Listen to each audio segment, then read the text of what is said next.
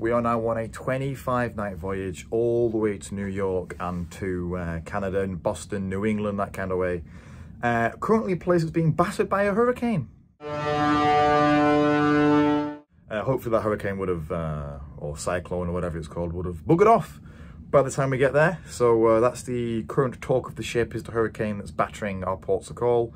I went out for breakfast this morning with my friend Mary. We had a good chat, a good catch up. Not seen her for, good Lord, now 2 years.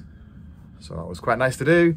And my friend's parents are on board this cruise, so I met them today. And I had a couple of repeat guests. Who actually booked this cruise with me 4 months ago, and now they're here. Now we're on it. So yeah, very nice day today. Very slow. The turnaround days are very slow for me. I'm just basically a signpost for most of the day, but it lets me catch up on all the things I need to do, amend presentations, figures, reports, all this kind of stuff. So yes, tomorrow is day 1 of 5 sea days.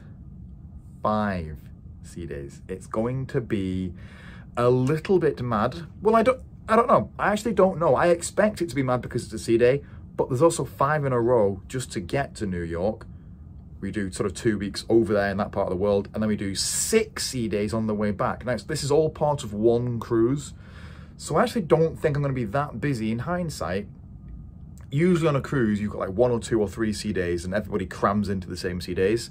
But on this cruise, we have something like 10 sea days, so I don't think everyone's going to cram into the same sea day. So that's why I think actually in hindsight, it should actually be a slow but busy day. I don't know. This is all new to me. I don't know.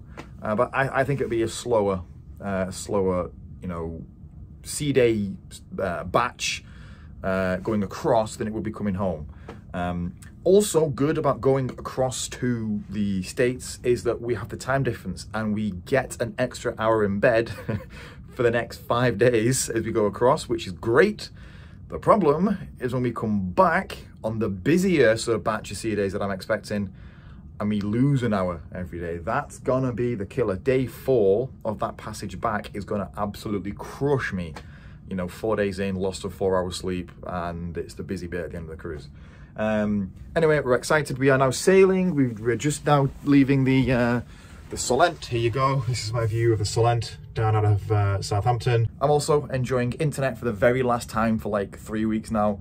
Of course, I have an English SIM card, so I have, you know, data and roaming in England. I get it in Europe as well because of the whole EU thing. Transatlantic, I lose it in America. It's not EU roaming in America, so I won't have it there. So yeah, last little bit of Wi-Fi, 3G, sorry, on my phone for the next 3 weeks. I'm excited. I can't wait for New York, man. New York is going to be unbelievable. I have been to New York before. I was 18.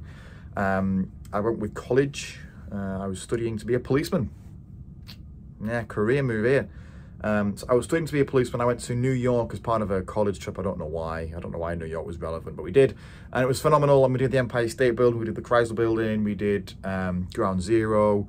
The new World Trade Center wasn't even built then. We did Madison Square Gardens. We did the Natural History Museum, Central Park.